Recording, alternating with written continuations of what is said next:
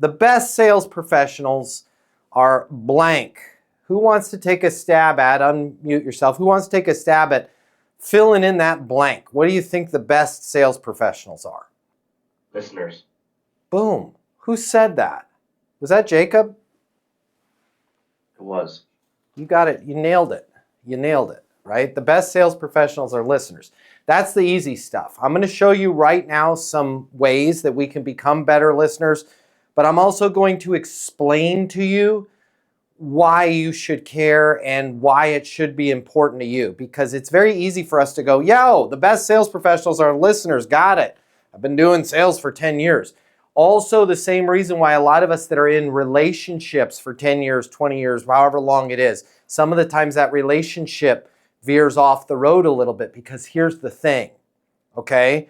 When you hear the same story over and over and over and over again, the same way my kids don't laugh at my jokes anymore that I've been telling for 10 years, it's very easy for you to jump right to a prescription, right to a diagnosis, and the other person, they're not there yet, okay? So what's important for us, it's obvious that we need to be better listeners, but the unobvious part, the Matt Easton part, the Easton University part is, it becomes a challenge. And the better at our job we get, the more of a challenge it becomes, because our brains are sharp.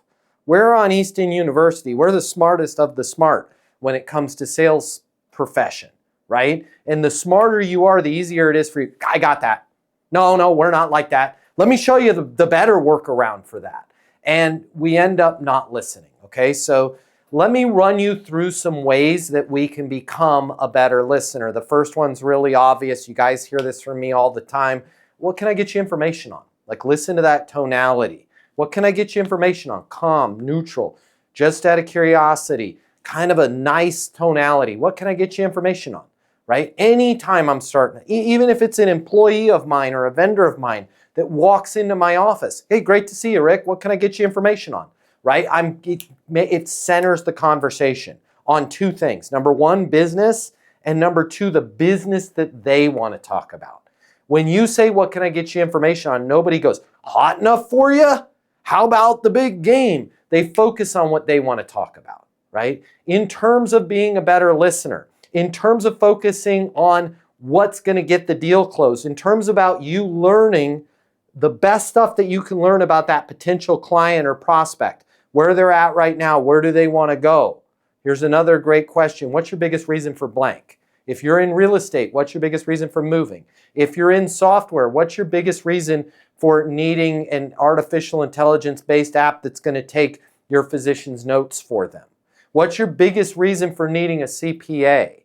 Whatever the blank is that you guys provide, before you talk about what you provide and how awesome it is, might be a good idea to ask, what's your biggest reason for blank? We're afraid to ask this in sales because we think the person's going to say, oh, I took an Ambien last night and I filled out a lead request form. I don't need a roofing for my house. But unfortunately, if we're in the roofing business, we just jump right into squares, I guess it is. How many squares do you have? What's the cost, right? What's your biggest reason for needing a new roof? I'm going to have my daughter's wedding at our house in June, okay? And the last thing I need is a shingle flying off and hitting Aunt Betty in the head. I don't know. Find out what that is. The only way you're going to find out what that is to ask them, what's your biggest reason for blank? In terms of being a better listener, something that you don't ask. And if you are, you're not asking it enough. What's most important to you?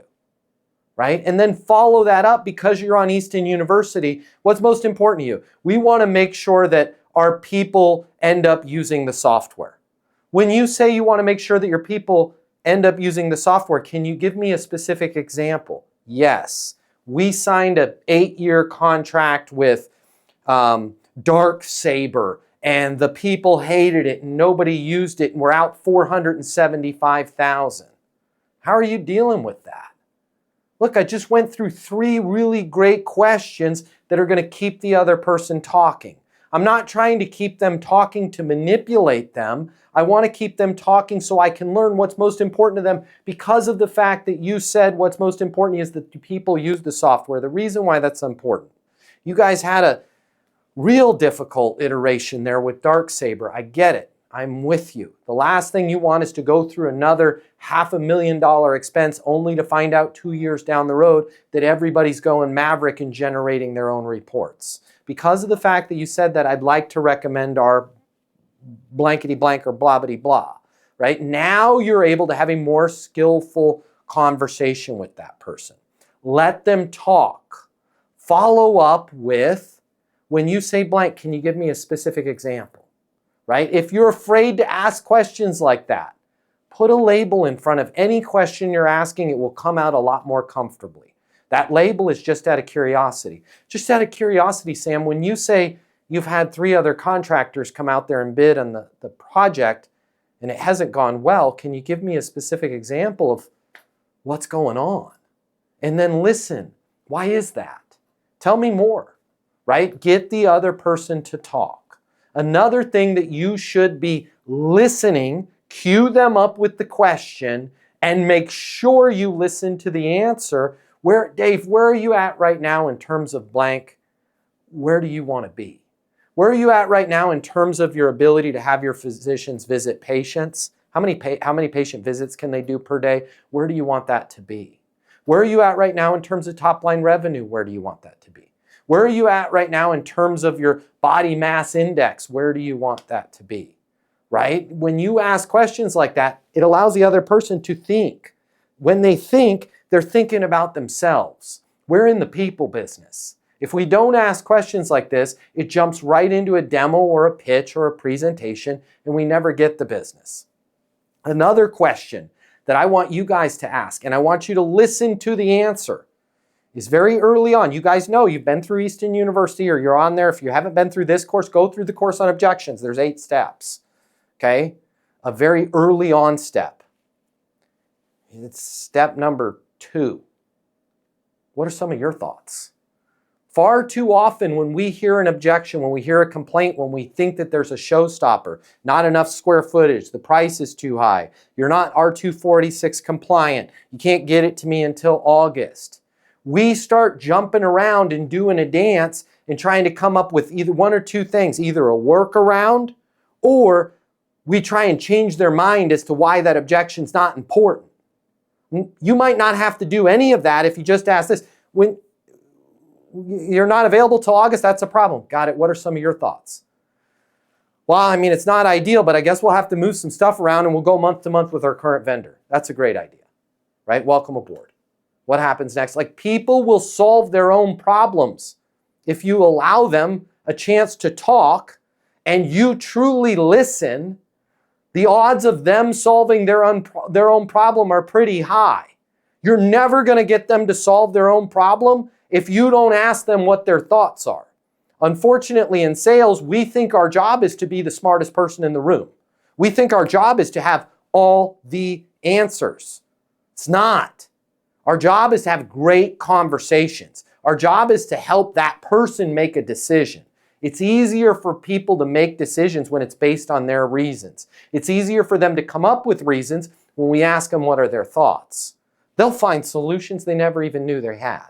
Another couple quick ones and then we'll open it up to questions. In terms of being a better listener, dynamite question for you to ask your prospects, your clients, before you jump into any presentation, before you talk about yourself. What research have you done on us? Maybe put it just out of curiosity in front. Just out of curiosity, what research have you done on us? Then they're going to tell you where they're at. And you don't have to reinvent the wheel and come up with a whole new sales pitch. You might not have to do any sales pitch if you ask what research have you done on us. Worked with you guys at my last 3 companies, right? I'm ready to go on the platinum package. Awesome. What happens next? I'll shoot you over the link to get started. Welcome aboard, right? They're never going to tell you that though unless you ask primer questions like what research have you done on us and listen for the answer, okay? A lot of times too, maybe you're at a trade show. Maybe you've got somebody that's accompanying somebody else and they're talking smack. Maybe you're just dealing with somebody that needs a Snickers bar and they're hangry and they start talking about your industry, about your competitors, or dare I say what they think you guys do. Be calm, be cool, be collected. When somebody's talking crap about your solution, your type of software, the industry, rates, whatever it is, maybe throw this question out and listen with these things, your ears, listen to the answer. What do you know about us and how we're different? Oh man, I hate working with general contractors. You guys are the worst. It's just a real problem. We're all set right now. Got it. Just out of curiosity, what do you know about us and how we're different? Right? And listen for the answer. If they don't know anything, now it's going to give you an opportunity to talk. Okay? Make sure you're asking guys questions about what date do you need to implement? What date do you need to move in by? What date do you need to blank? But don't ever ask that question again unless you're going to ask this question afterwards. What makes that date important? And then listen for the answer. Guys, we're so afraid because we're going to hear what we don't want to hear. We're going to hear a date that's too far out or too soon. Well, you might as well be a professional and figure out what date they had in their mind. And then before you start trying to sell them on changing that date or wherever you want to go, ask them, what makes that date important? They might be pulling it out of thin air. They might have a very specific reason. That reason might open you up to learn more things about the situation. You might not even have them on the right product. I don't know, but make sure you guys listen. The great way, the best salespeople are the best listeners. A great way to be a better listener is as somebody is talking, put labels like the tags on your clothes. Put labels on what they're saying. Sounds like this has been a real problem for you. Seems like you guys can't afford to keep going the way that you're going right now. Feels like there's just a ton of pressure on you and your role with the organization. If I asked any one of you guys that question, sounds like, seems like, feels like, in the way that I just asked it, you're probably going to give me more information. When they give you more information, you can listen and you will glide. You'll glide. It won't even be bumpy. You'll glide through your ESP, your Easton sales process. You'll be able to get their attention. You'll be able to deliver an insight. You're going to be able to glide right through their current situation and their ideal state. You're going to be able to glide through monetizing that deal. Then and only then you're going to do a demo and proposal. You're going to do a no pressure close. If the deal doesn't close, you're going to be NSO, next step obsessed, right? And all of this information, the more you listen, the more you can say things like, hey, Mike, because of the fact that you said blank, I'd like to recommend XYZ so you can, right? Guys, it can be a lot easier as long as we listen. If you like this video, I got you. I'm going to hook you up. Click the link in my bio. I'm going to give you the closing mini masterclass. It's normally $300. I'm going to pay for everything.